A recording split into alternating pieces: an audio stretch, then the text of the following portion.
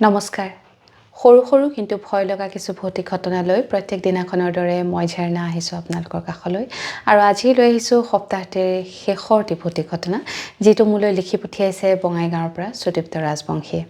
সুদীপ্তৰ লগত সুদীপ্ত আৰু সুদীপ্তৰ বায়েকৰ লগত বৰ আচৰিত এটা ঘটনা ঘটিছিলে কি ঘটিছিলে সবিশেষ কম কিন্তু তাৰ আগতে অনুৰোধ কৰিছোঁ যদিহে আপুনি মোৰ ইউটিউব চেনেলটো এতিয়া সাবস্ক্ৰাইব কৰা নাই যদি বেয়া নাপায় সাবস্ক্ৰাইব কৰি থব ইনষ্টাগ্ৰামত থকা একাউণ্টটো ফলো কৰিবলৈ নাপাহৰিব আৰু ফেচবুকৰ পেজখনো যদি এতিয়ালৈকে ফলো কৰা নাই তাকো কৰি থব যাতে মোৰ ভিডিঅ'বোৰ অহাৰ লগে লগে আপুনি এটা নটিফিকেশ্যন পায়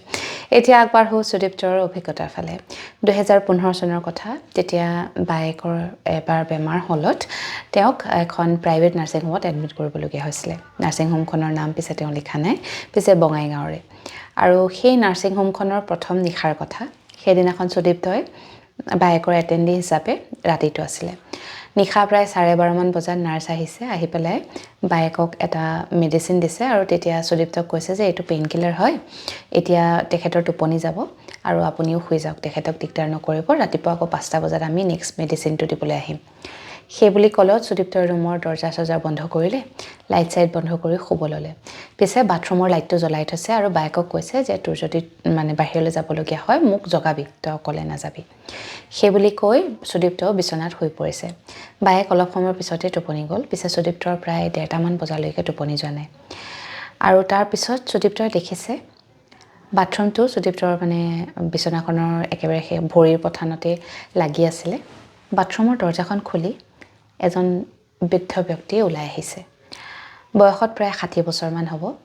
পিন্ধনত এখন বগা চুৰিয়া আৰু এটা হাত কটা বগা গেঞ্জি আৰু ডিঙিত এখন গামোচা মানুহজনৰ চুলিকোছা কেঁকুৰা আৰু গোটেই চুলিকোছা বগা ডিঙিলৈকে পৰা আৰু তেওঁ আহি চিধাই সুদীপ্তৰ বায়েকৰ বিচনাখনত উঠিবলৈ লৈছে পেচেণ্টৰ বিচনাখনত উঠিব লৈছে সেই দৃশ্য দেখি সুদীপ্তই থতমত খাই উঠিব ধৰিছে তেওঁ পিছে বিচনাৰ পৰা উঠিব পৰা নাই যেন তেওঁক বিচনাত কোনোবাই বান্ধি থৈছে সুদীপ্তই তাৰপিছত ভাবিছে সপোন দেখিছোঁ নেকি সেইবুলি নিজকে চিকুটিব ধৰিছে পিছে সপোন দেখা নাই দিঠকতে হৈ আছে আৰু তেতিয়া তেওঁ চিঞৰি বায়েকক মাতিছে কিন্তু আচৰিত ধৰণে তেওঁৰ মাতটো ওলোৱা নাই আৰু মানুহজন বিচনাখনত উঠি এটা ভৰি উঠাই বিচনাত উঠিব লওঁতে থলককৈ মাটিত সৰি পৰিছে আৰু লগে লগে তেওঁ আকৌ বাথৰুমলৈ গুচি গৈছে 2-3 ছেকেণ্ডৰ পিছত বাথৰুমৰ দৰ্জাখন আকৌ খোল খাইছে আকৌ সেই মানুহজন ওলাই আহিছে আহি বিচনাখনত উঠিব লৈছে উঠিব পৰা নাই মাটিত সৰি পৰিছে আকৌ বাথৰুমৰ ভিতৰলৈ সোমাই গৈছে এই ঘটনাটো এবাৰ নহয় দুবাৰ নহয় একে লেঠাৰিয়ে 8 বাৰকৈ হৈছে আৰু এই গোটেই পৰিঘটনাটোৰ সময়খিনিত সুদীপ্তই টেটু ফালি চিঞৰিবলৈ চেষ্টা কৰি আছে বিচনাখনৰ পৰা উঠি বায়েকক জগাবলৈ চেষ্টা কৰি আছে কিন্তু তেওঁক যেন বিচনাত কোনোবাই বান্ধি থৈছে মুখখনত যেন কোনোবাই সোপা দি থৈছে না তেওঁৰ মাত ওলাইছে না তেওঁ বিচনাৰ পৰা উঠিব পাৰিছে আৰু সেই ঘটনাটো এটা লুপত চলিয়ে আছে মানুহজন আহিছে বিচনাত উঠিছে বিচনাৰ পৰা পৰিছে আকৌ বাথৰুমলৈ সোমাই গৈছে আকৌ ওলাই আহিছে ৰাতিপুৱা প্ৰায় 3:30-4 মান বজাত সুদীপ্তই দূৰৈত আজানৰ মাত শুনিছে আৰু সেই মাতটো শুনাৰ লগে লগে মানুহজন যিজন মানুহ বিচনালৈ আহিছিলে তেওঁ আকৌ বাথৰুমলৈ সোমাই গৈছে আৰু আজান শুনাৰ পিছত আৰু মানুহজন বাথৰুমৰ পৰা ওলাই অহা নাই সুদীপ্তয়ো লগে লগে নিজৰ শৰীৰটো বিৰাট পাতল অনুভৱ কৰিছে লগে লগে তেওঁ উঠি বহিছে আৰু বহি চিধাই প্ৰথমে বাথৰুমলৈ গৈছে কিজানি সঁচাকৈ বাথৰুমত কোনোবা সোমাই আছে বাথৰুমৰ দৰ্জাখন তেতিয়া তেওঁ দেখিছে বাহিৰৰ পৰা লক কৰি থোৱা আছিলে আৰু তেওঁ সোমাই গৈ বাথৰুমৰ ভিতৰত কাকো পোৱা নাই তাৰ পিছত বাথৰুমৰ পৰা ওলাই অহাৰ লগে লগে সুদীপ্তই দেখিছে বায়েকো উঠি বিচনাত বহিছে সুদীপ্তই তেতিয়া সুধিছে যে কি হ'ল তই কিয় উঠিছ তেতিয়া বায়েকে কৈছে অথনিৰে পৰা মই তোক চিঞৰি আছোঁ তই শুনা নাই নেকি তেতিয়া সুদীপ্তই বায়েকৰ মুখত যিকেইটা কথা শুনিলে সেই কথা শুনি তেওঁ অবাক বায়েকেও ঠিক একেই পৰিঘটনাটোৱে দেখি আছিলে বায়েকে টোপনিৰ পৰা একাঠি হৈ সাৰ পালে গাটো বিষোৱাত সাৰ পাই দেখিছে মানুহ এজন বাথৰুমৰ পৰা ওলাই আহিছে পিন্ধনত এখন বগা চুৰিয়া হাত কটা গেঞ্জি ডিঙিত এখন গামোচা বয়স প্ৰায় 60 বছৰমান চুলিকোছা শুভ্ৰ বগা আৰু কেঁকুৰা ডিঙিলৈকে পৰা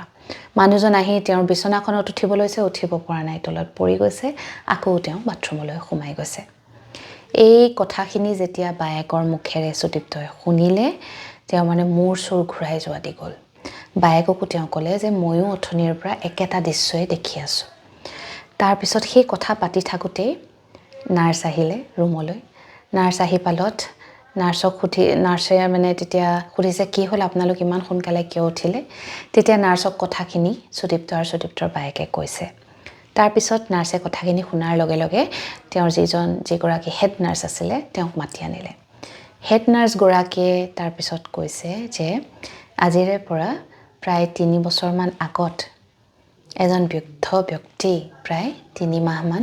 এইটো ৰুমতে আছিলে আৰু তেওঁ এইটো ৰুমতেই মৃত্যু ঘটিছিলে। তেওঁ গা বিৰাট বেছি বেয়া আছিলে। পুৱতি নিশা তেওঁ বাথৰুমলৈ উঠি গৈছিলে আৰু তেওঁৰ পুতেক যিজন এটেণ্ডি আছিলে তেওঁ বিচনাত শুই আছিলে। তেওঁ বাথৰুম কৰি আহি বিচনাখনত উঠিব লওঁতেই বিচনাত উঠিব নোৱাৰি মাটিত সৰি পৰি তেওঁৰ মৃত্যু তাতেই হৈছিলে। এই কথাখিনি শুনাৰ পিছত সুদীপ্তহঁতে গম পালে যে আচলতে তেওঁলোকে কাক দেখিছিলে